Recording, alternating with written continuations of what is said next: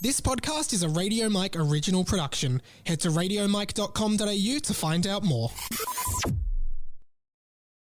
Enjoying the podcast each week? Then support us on Patreon. Patreon.com/Radio Mike. It's the best way to support the show, and you even get a bonus podcast every Friday, The Pat and Mike Show, with me and producer Pat. We're an independent podcast, so any support is greatly appreciated. Everything you see on this show is done by me and Pat. We don't have a big team, we don't have a big budget, but we get it done every week, and we could use your support. Patreon.com/Radio Mike. You can give $4 a month, which is $1 a week, which basically comes down to $1 an episode. If you'd give us $1 an episode, please sign up now.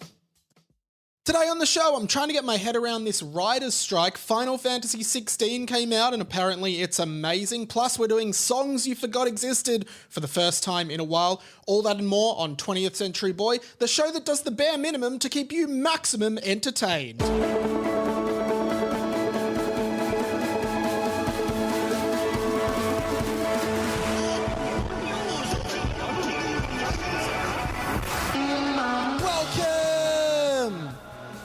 To 20th Century Boy.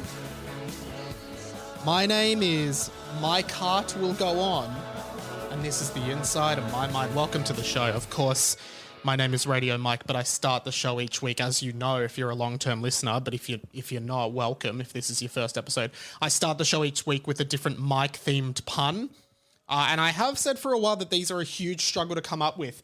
Put it out on my Twitter. I said, hey, if anyone has any suggestions for these, please let me know, because I'm finding it really hard. And boy, oh boy, did you guys deliver. Mike Heart Will Go On was submitted by, one of you guys. So really, really appreciate you guys coming to the rescue with these. Of course, a reference to My Heart Will Go On. Kind of topical, the song from Titanic. And of course, over the last few weeks, the Titanic submersible thing. Anyway, it doesn't really matter. Settling well into this new place in Richmond, close to the MCG, really enjoying it. Great area. Bumped into a lot of sort of local celebrities, actually. This must be kind of like a densely sort of celeb populated area. Of course, I know that Andy Lee lives around here. I know Alex Dyson recently moved to this area. And recently, not sure if they live or work here, but I saw Sam Pang down in front of my building. And as well as that, the other day saw Waleed Ali and Nazim Hussain. Waleed, of course, from The Project, and Nazim, a stand-up comedian. Saw them having coffee or brunch or lunch together and then walking out of a cafe. So that's a bit of a star-studded area, to be honest. Of course, I am the probably the least known person here, but hey, just happy to be at the party. Getting ready for a big weekend, but also had quite a big weekend last weekend where I was exhausted. I did an escape room with my dad for his birthday. It was my dad's birthday on Friday, and then on Saturday morning we went for lunch, and then I surprised him with an escape room. Love escape rooms. Haven't done an escape room probably since pre-COVID, but boy, oh boy, are they fun. And I forgot how much fun they were. I've done heaps. Hadn't done this one, but I've done heaps over the years. And this one was Saw themed, as in the horror movie franchise Saw. It was themed to Saw. And really fun because some of them are like interactive, right? Like they're they're all interactive. Some of them are like, just go the extra level. And I feel like this was one of them.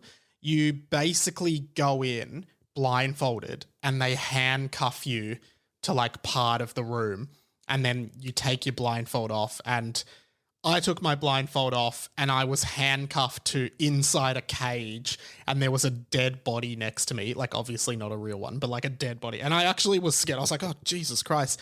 And then, having to find keys and locks and stuff to get each other out of our handcuffs and everything like that. Real crazy fun, and solved the escape room with 10 minutes to go. So that was fun.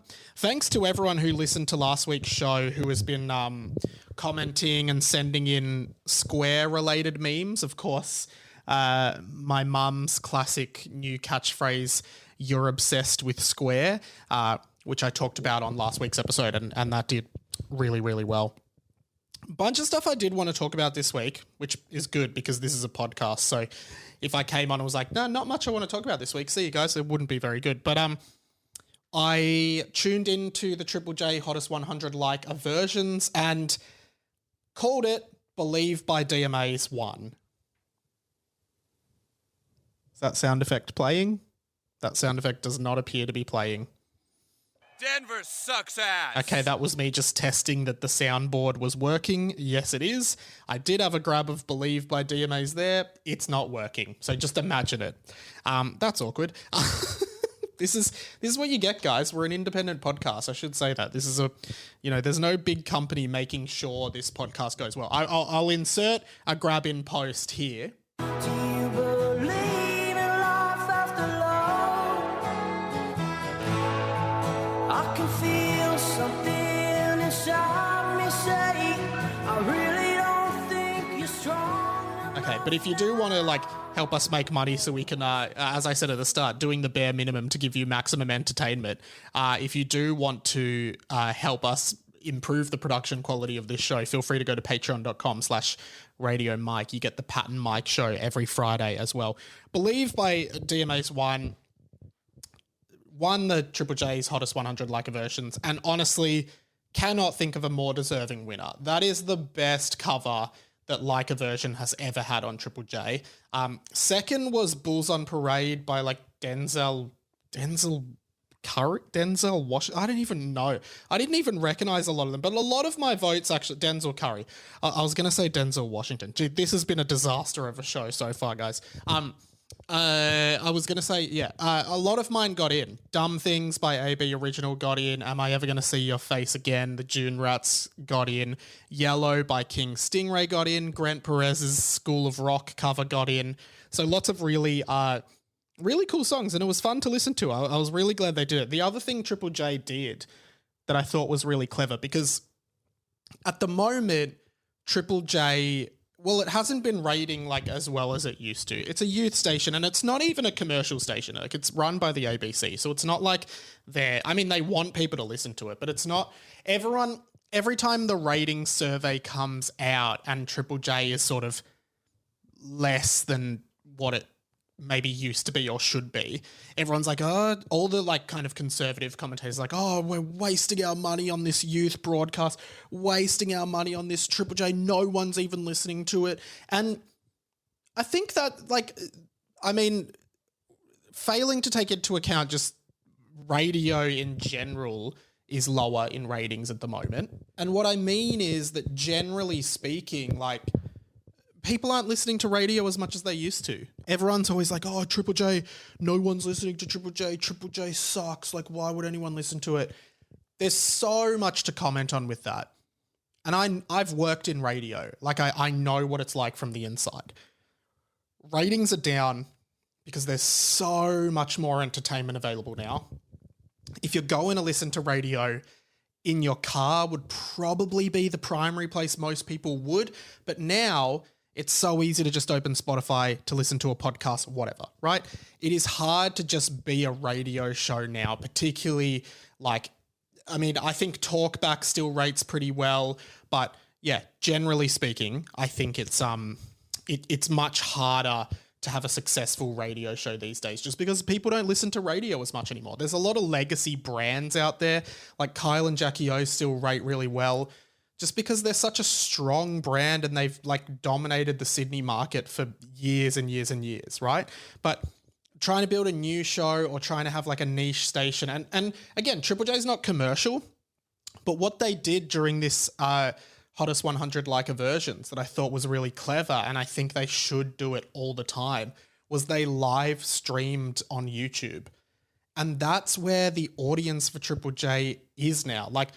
Young people now, because it is a youth station, and the other thing I hate about the media and just the public and Triple J is every time a new group of hosts starts on Triple J, every single person just goes, oh, they suck, fuck them, these guys suck. I hate them. Oh no. What happened when Triple J was good, man? Triple J sucks now. These guys suck. Happens every time. It literally happens every time a new group of hosts take over the old hosts on Triple J, which happens a lot because it's a youth station. People get bigger opportunities. They go and do something else. Like happened with Ben and Liam.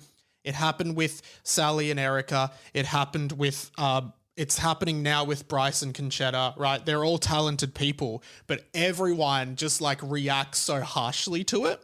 And it's ridiculous because what those people commenting those things don't realize is that they have aged out of Triple J and Triple J is no longer for them. As much as you want it to be for you, it's not anymore. And I realize that. Like I used to listen to Triple J all the time, particularly in like the Matt and Alex and then the Ben and Liam era. But then I just realized like, oh, it's not really for me anymore. Like the music doesn't resonate with me. The hosts don't resonate with me. And that doesn't mean they're bad. It actually means that Triple J is a youth station. You're supposed to stop listening around age 24, 25. Doesn't matter if you don't and you still love it. That's great. But you're not supposed to keep listening to it. Like you can, but you're no longer the demographic. So every time I see a new host come in and they're like, you guys suck. And it happens with everything. But anyway, live streaming on YouTube, the entire Like a Version Hottest 100, I thought was so clever. Sit there, watch it, put it on your TV while you're at home, right? That's how people consume now. Or literally, I just had it on my computer while I was doing other work and emails and stuff or whatever I was doing on the day. Just watching Triple J. I think they should live stream everything and I think they should go to a more a more online style of radio station. Instead, like, of course, they're always going to have the FM band there and that'll work for them, but having more digital content, online content, and live streamed content on YouTube. Part of me wonders if one day everything is just going to be on YouTube. Like, obviously, I'm oversimplifying it, but it's just like, imagine if there was just one place where you could just stream everything live. Like, oh, the footy's on YouTube, here's the footy. AFL's done a deal with Google and now you can live stream all footy matches. Like, it'll never happen, but that would be the ideal for me. All sport, anything you want to stream, it's just all on YouTube. Google owns everything. So simple. Probably terrible for, I don't know, the world and I don't know, consumerism, but like, no, great for a consumer. So those are my thoughts on Triple J. But generally, like, yeah, like entertainment is so dispersed now. I talk about this all the time, like with people that you can have like 1 million subscribers on YouTube and you go to a everyday person and go, do you know this person with 1 million YouTube subscribers? And they go, I've never heard of that person. Whereas I feel like back in the day, in inverted commas, if someone was famous, like everyone knew them. And you look at like people like Hamish and Andy, who I would argue are like household names in Australia.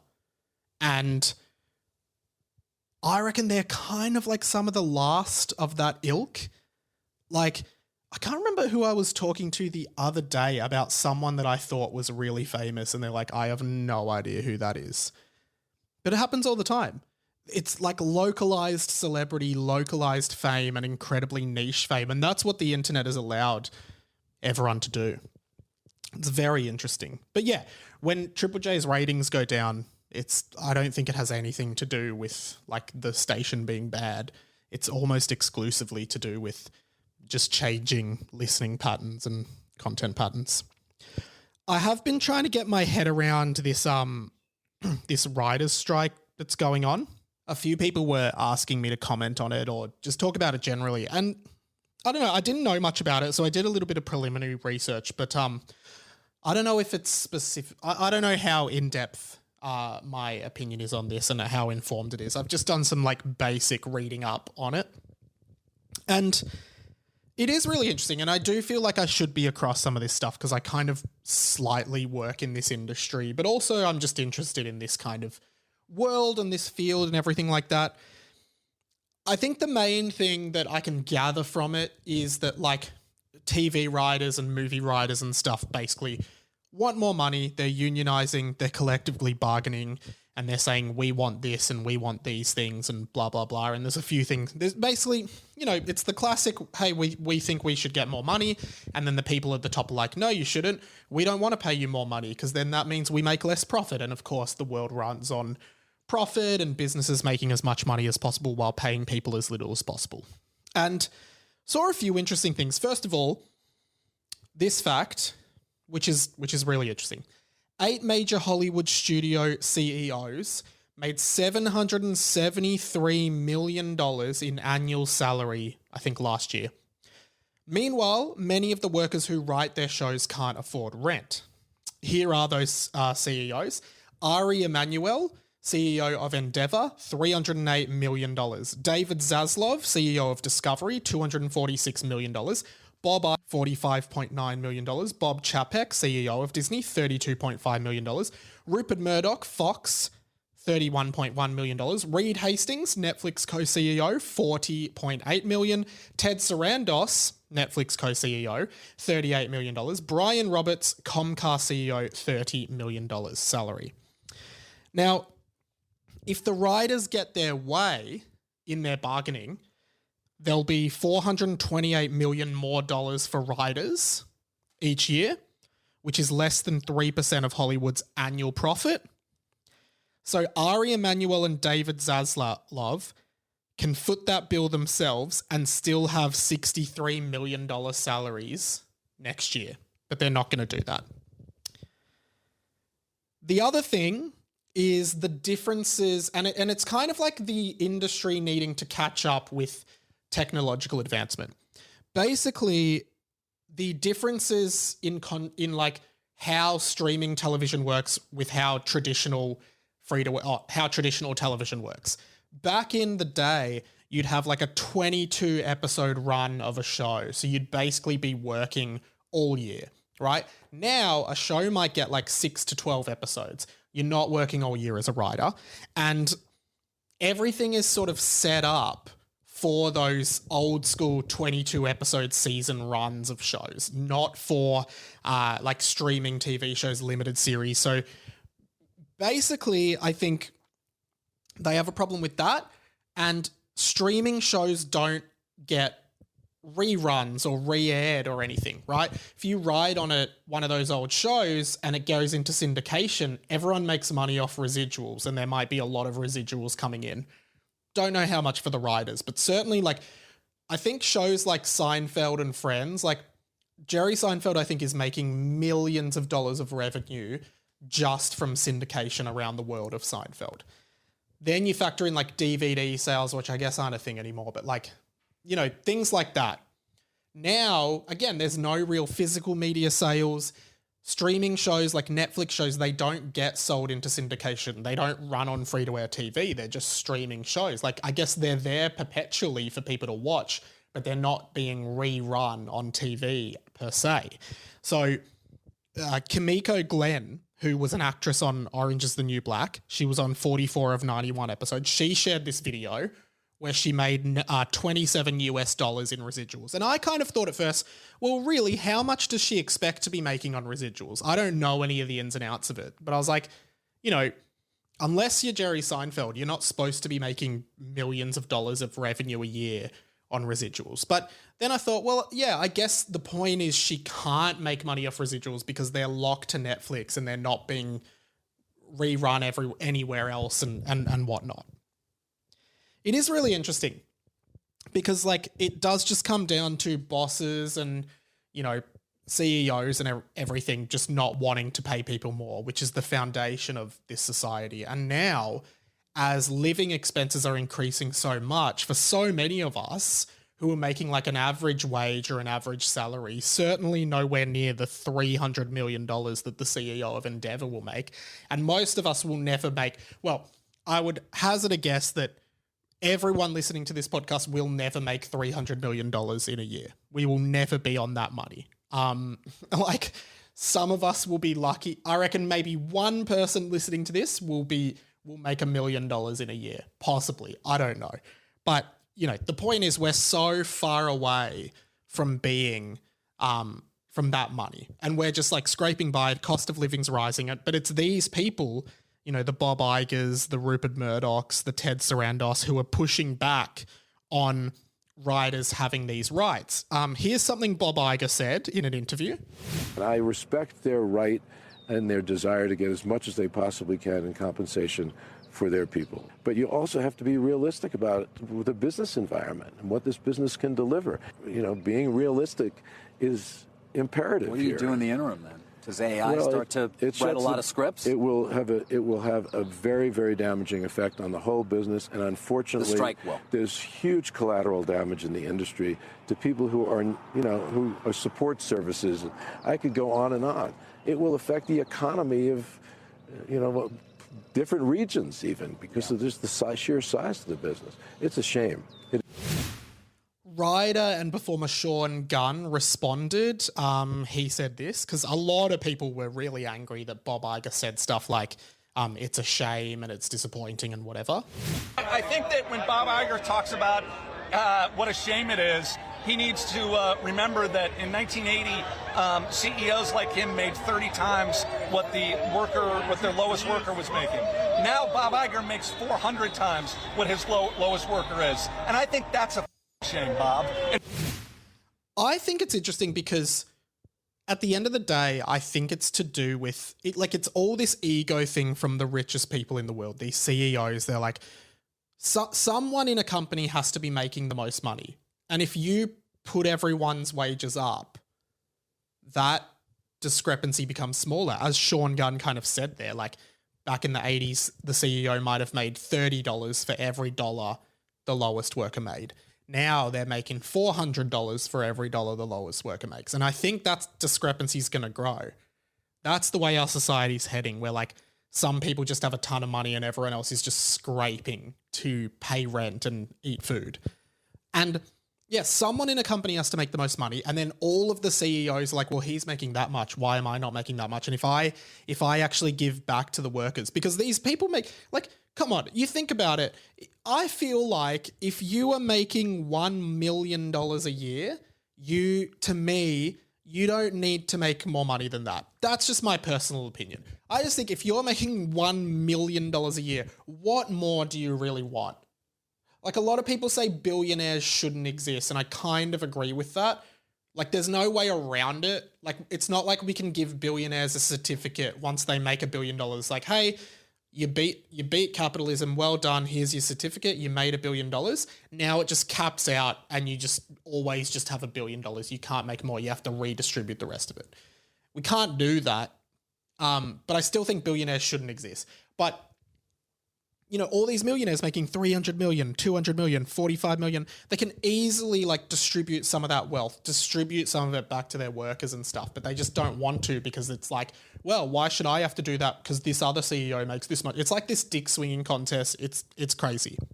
I always remember this story, and maybe it's just a difference between Western or American and Australian kind of cultures and then Eastern cultures, because I do remember, not to bring it back to Nintendo, but Nintendo of Japan shareholders during the Wii U period, which was before the Switch. So basically the Nintendo Switch has been one of the most successful products in gaming in history. It's sold overwhelmingly. The marketing's been great. Everyone loves the Switch. Before the Switch and after the Wii was also very well selling. During that sort of 5 to 10 year period between them, there was a console called the Wii U. I had one. Sold terribly, was a terrible piece of hardware, had like very limited software. Like, it was just a bad move for Nintendo. Shareholders started asking questions and were like, why are we losing money? Why aren't we making money?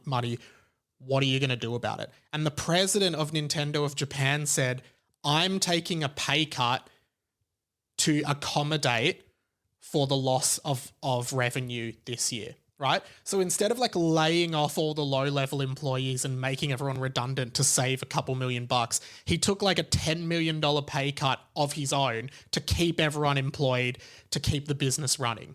So he's a CEO who made a self-sacrifice for the business, and now the business is like flourishing again. I just find it interesting because I don't think you would ever see an American CEO do that.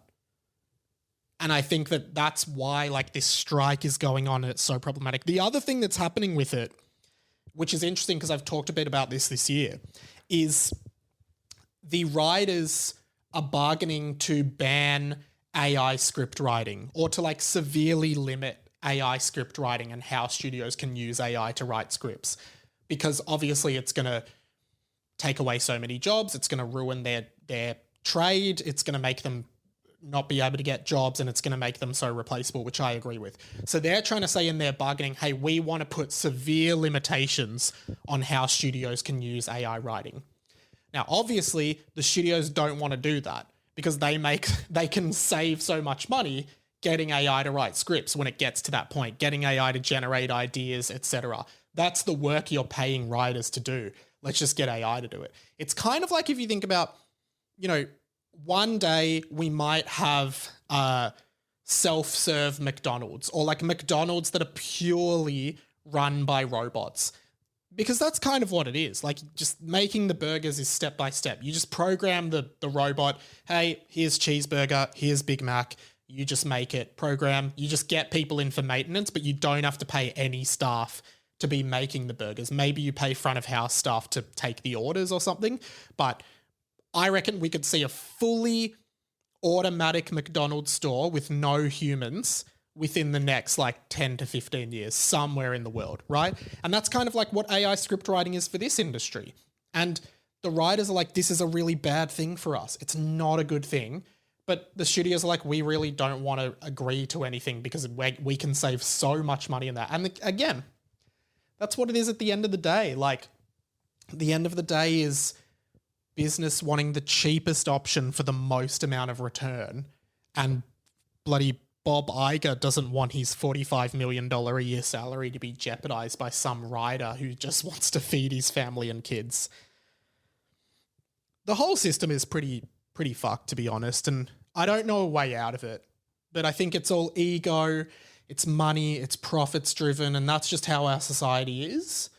Don't really know what to do from there. I do think there should be limitations on AI being used, but, again, it opens up so many cans of worms. If you use AI likeness of an actor, does that actor make money? Do they earn residuals? If you use someone's voice as AI, do they make money? How does it all work? Because Disney, I think I spoke about this last year, Disney owns the character Luke Skywalker, but does that mean they own Mark Hamill's likeness and they can use Mark Hamill's likeness however they want without his consent and without paying him? Because they own Luke Skywalker, and they have done it. They've used AI to generate Mark Hamill's face and generate Luke Skywalker in Star Wars media now that he's too old. So, yeah, all interesting food for thought. 20th Century Boy will be right back.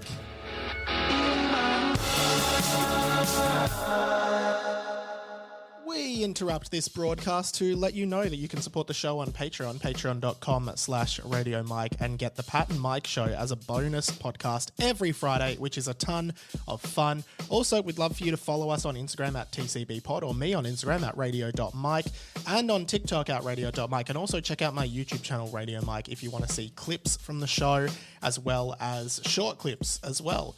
As well as that, if you enjoy listening to me on 20th Century Boy, you'll also love my other podcast, Harry Potter and the Boys, a Harry Potter fanfiction podcast.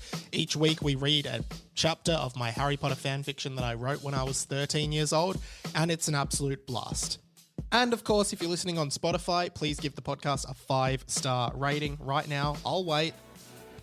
All right, back to the show.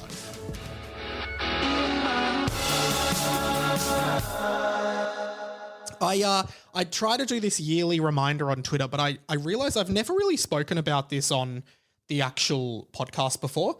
I don't think, at least. And I just wanted to, I needed to remind everyone. I'm sure you're all familiar with the Super Mario Brothers character Waluigi. Waluigi time. Waluigi, of course, is the evil version of Luigi, whose brother is Wario, and he's like the evil, Waluigi. Everyone knows Waluigi. Now, I've never said this on the pod, and some of you may know this, some of you may not, but I did want to just do a little disclaimer and a little reminder, and I want it to be known that every year on this day, Thursday, the 20th of July, I am declaring Waluigi Reminder Day, because I think we all need to remember sometimes that the character of Waluigi from Super Mario only exists because Wario needed a doubles partner in Mario Tennis 64. He only exists because of that. And he's one of the most iconic characters in the franchise, but the only reason he exists is because in Mario Tennis 64, everyone had a doubles partner except Wario, I think, and they had to create a new character to be Wario's doubles partner, and it was Waluigi. And here's another fact. At one point, it wasn't going to be Waluigi. It was actually going to be an evil version of Princess Peach called Waru Peach. So imagine that. Eventually they settled on Waluigi. Could have been Walu Peach, but it's Waluigi. He only exists because of Mario Tennis. Look it up. I don't know why I find this fact so remarkable, but I did decide that because today, the 20th of July, is Waluigi Reminder Day, I wanted to go through a bunch of my contacts and just let them know. Hello. Hey, Pat, how are ya? Good, how are you, man? Hey, yeah, good. Sorry, just a quick one. I'm just ringing everyone to remind them that Waluigi only exists because Wario needed a doubles partner in Mario Tennis 64. Is this some fucking podcast name? All right, see you, mate. Thanks. Hey, dude. Hey, man, sorry, I can't talk for too long, but I'm just ringing to remind everyone Waluigi only exists because Wario needed a doubles partner in Mario Tennis 64. Oh, okay. That sounds really important. Thanks, man. Bye. Bye. Right here, Mark. Hey, Adam, sorry, man, I can't talk for too long, but I'm just giving everyone a call to remind them that Waluigi only exists because Wario needed a doubles partner in Mario Tennis 64. Well, it's funny you say that, Mike, because I actually follow someone who's very astute on Twitter, and their tweet alerted me to that fact, and it not only informed me of that day, but it made me a more intelligent and worldly human being, so I appreciate the follow. Thanks, man. I've just got to call everyone else. I didn't realize you saw it, but thanks for letting me know you saw it already. All right, see you, man. Of course. All right, bye. Yo, Mikey. Hey, Dave, sorry, I don't have much time, but I'm just giving everyone a buzz to remind them that Waluigi only ever existed because Wario needed a doubles partner in Mario Tennis 64. Okay. All right, thanks, man. See ya. Just a reminder. Thanks, man. All right, bye. Hello. Hey, Gannonboard, it's Mike. How are ya? How you going, Mike? I'm not too bad. Hey, I don't have a lot of time, but I'm just giving everyone a buzz to remind them that Waluigi only exists because Wario needed a doubles partner in Mario Tennis 64. Holy shit. Yeah. All right. See you, man. Thanks. I've just got to call Thanks, everyone else. Mike. Bye. See you, man. I'm in love with you. Bye. Bye. Hey. Hey, I don't have heaps of time, but I just wanted to, I'm just calling to remind everyone. Do you know the character Waluigi? Yeah. Yeah, Waluigi only actually exists because Wario needed a doubles partner in Mario Tennis 64. Okay. Yeah, I'm just letting everyone know. Oh, all right. Thanks. Yeah. If Wario didn't need a doubles partner, Waluigi never would have existed. Do you want me to tell Julia? Yeah, can you? She's actually in the shower, but I can let her know when she comes out of the shower. All right, see ya. All right. Bye. See ya. Bye. Bye. Hey, mate. Hey, man, sorry, I don't have much time. Do you know Waluigi, the character? I am familiar. Yeah, did you know Waluigi only exists because Wario needed a doubles partner in Mario Tennis 64? I didn't know that, no. Yeah, well, sorry, I'm just letting everyone know. All right, see you, mate. Thanks for the heads up, mate. Bye. See ya. Bye. Mum, how are you? Good. How are you going? Good. I don't have much time. I'm just ringing to remind people. Do you know the character Waluigi from Mario? No. Oh, okay. Don't worry about it. Oh, Luigi. No, Luigi and Mario. No, Waluigi. No, I don't, Michael. Oh, that's all right. All right, I'll tell you another time. All right. Bye. Bye. Bye. G'day, Mike. Hey, Tommy. How are you, man? Good, how you going? Good. Hey, sorry this is out of the blue and I don't have heaps of time, but I'm just ringing everyone on my contact list to let them know that the character Waluigi from Super Mario only exists because Wario needed a doubles partner in Mario Tennis 64. What are you on about? I'm taken aback by that. I'm interested. Are you I'm actually? definitely interested. Are you yeah. actually? Do you know the character Waluigi from Mario?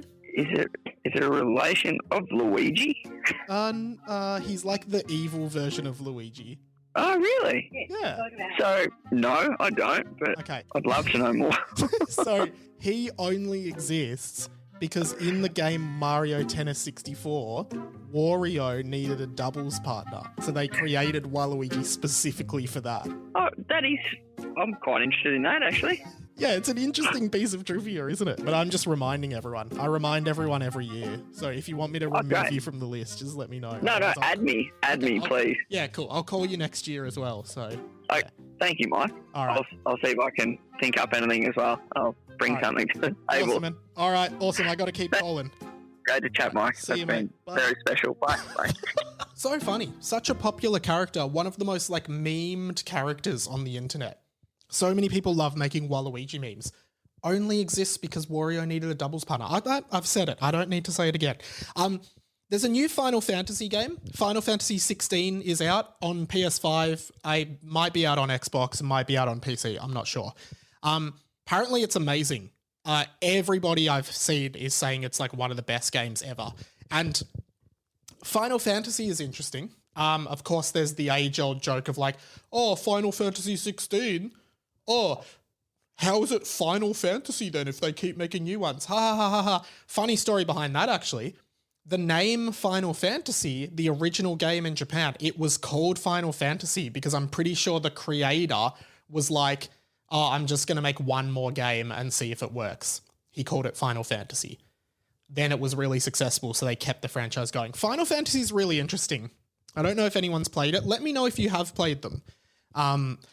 It's interesting because we're obviously on Final Fantasy 16 now, but every iteration of the game is not linked at all. There's no sort of continuity or storyline that goes through each game. It's every single game is a new game completely.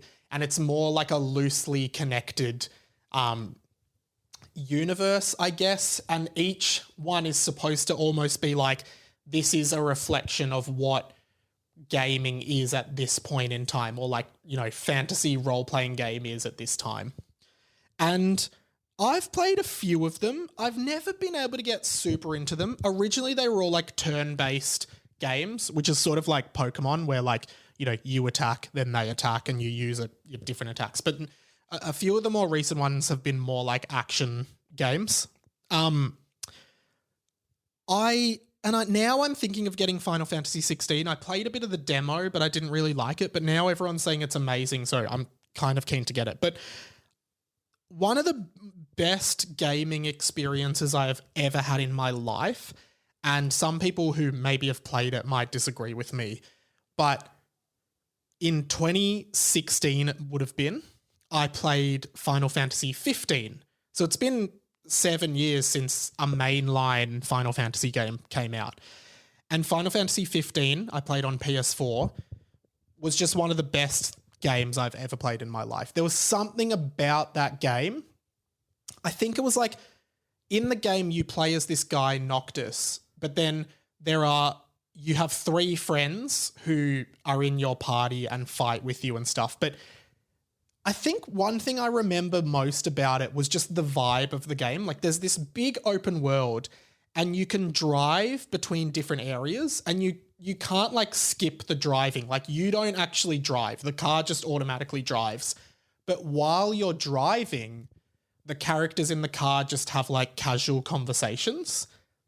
And I just remember being they're just it's such a weird, cozy game where you're just observing these friends' lives, then going to fight a bunch of magical monsters with a really cool combat system for anyone who's into video games. And then you just go in the car, it drives you somewhere else. And it's just, I don't know. I just found the whole vibe of that game. I 100%ed it, which is where you do everything possible in the game, did every single quest, every single mission. And I just remember it being, an unbelievable game that just totally hooked me in. The whole adventure, the whole, exploring this massive world, killing all these demons and shit. It was amazing. I then, I also played Final Fantasy X on PS2 and got 80% through. Thought that one was okay. Story was fun, characters were fun, but like it was a turn-based one, which again, I always just find really slow and not super fun. And I did play a bit of Final Fantasy VII, which is probably the most popular and well-known one, if you're into gaming, which has the character Cloud, who's that blonde guy with the massive sword.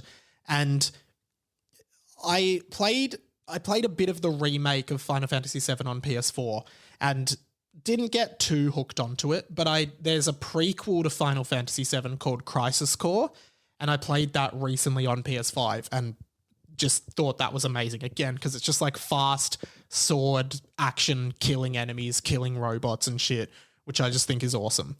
But the franchise itself, you know, I've dabbled in and out of. I've never been able to get too hooked on them except for 15, which I thought was absolutely incredible. Of course, one of my favorite game franchises, Kingdom Hearts, is directly linked to Final Fantasy because it's by the same creators, and various characters from Final Fantasy pop up in the Kingdom Hearts games. But yeah, generally speaking, I just love, I always really like the aesthetics of Final Fantasy, like the visuals of it and what it is. But I've never been super into any of them except 15.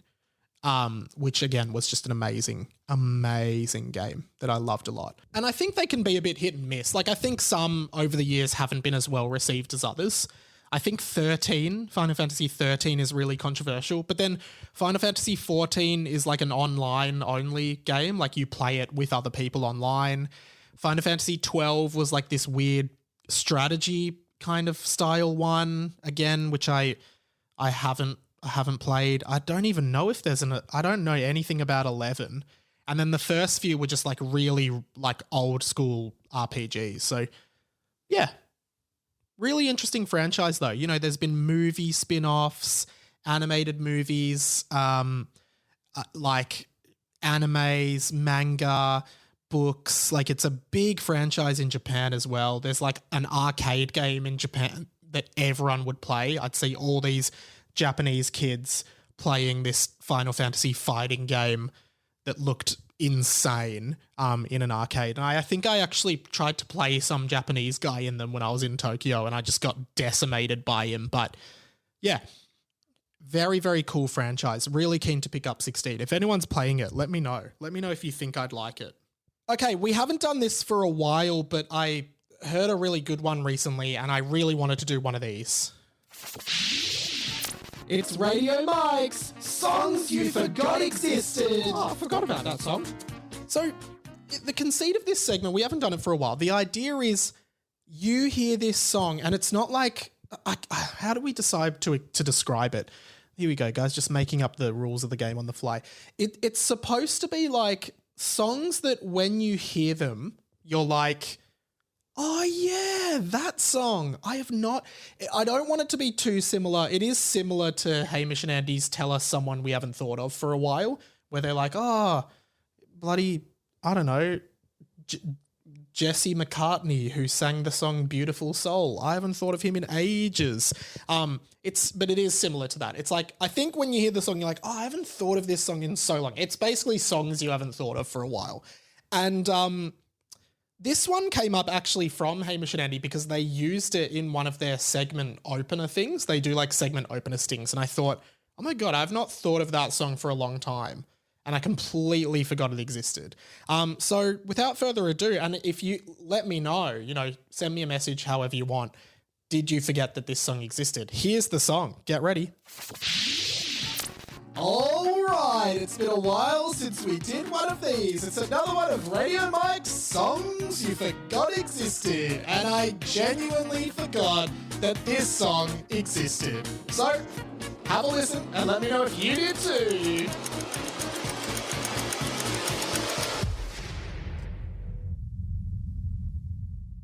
I need a dollar, dollar, dollar, that's what I need. Hey, hey, well I need a dollar, dollar, dollar, that's what It's I Need a Dollar by Aloe Black. I completely forgot that this song existed. Genuinely have not thought of that song and like heard it and I was like, oh yeah, that song. I think it was on an ad for a while, but it was really big in like maybe 2010, I'm going to say. Couldn't tell you. But anyway, let's do this. The plug. It is the plug where we plug everything. First thing is thank you to everyone who sent in some topics for me to talk about while I bulk record episodes for when I'm on holidays. I am starting that process this week, and I've gotten a bunch of some like really thoughtful questions that I'm keen to answer. And yeah, so just to be clear, there's going to be 4 sort of pre-recorded episodes, so they're not going to be topical at all, and they're going to be coming out throughout September, and because I'm going to be in Europe. And producer Pat will probably be around for some of those. I guess I should prompt the Patreon, patreon.com/Radio Mike. Please sign up, independent podcasts. All the money that we get there really helps keep this podcast afloat. But yeah, still feel free to send in on any way you can, any question you might have or topic for me to talk about on the podcast. You can get in touch with me at radio.mike on Insta, Twitter at It's Radio Mike, Threads radio.mike, the YouTube channel, the Discord. Message me if you're not in it and want to be in it, and the email radiomikepod@gmail.com. Just get in touch. Email anything. You guys help build the show, especially those shows. And how it will work when I'm overseas is you will get your normal Thursday TCB app. They just will be pre-recorded episodes. They won't be topical. And then every Friday you will get a TCB World Tour special. They will just be like 45-minute audio only, just me talking about what I've been doing in Europe, what I've been doing since I'm away, where I am in the world, and etc. And yeah, so you'll actually get more content while I'm away, because yeah, I'm gonna record the first bulk recorded episode. Harry Potter and the Boys is still running. We don't always just read my Harry Potter fan fiction. We also talk about a bunch of other stuff that comes up, and of course, something that went really viral recently was I was talking about D12, the band that Eminem was in, and I thought there were 12 members of D12. Did a TikTok about it and got decimated in the comments, and finally did a follow-up to that. I said there was 12 members in D12. There's not. There's only 6. The onslaught of abuse from people on TikTok being like, you idiot, you don't know anything about D12, man. Oh my God, I believe, no wonder we couldn't name all 12 members. We're sitting there like, we've only got Eminem, Proof, and blah, and yeah, Conniver. But they should be called D6. I am working double time at the moment to get all this content ready for when I travel, because I want to still have clips going out, scheduled, everything like that. So yeah, Harry Potter and the Boys will also continue while I travel as well. We just need to figure out when I'm going to do that, because I have a bunch of work to do coming up. But that is pretty much it for now. Really looking forward to my trip, and, you know, got a big weekend coming up this weekend as well. So I'm going to leave it there. Thanks so much for listening, guys. Really enjoying doing the pod again since the week off. Message me anytime. Love you long time. My name's been Radio Mike. This has been The Inside of My Mind. See you later.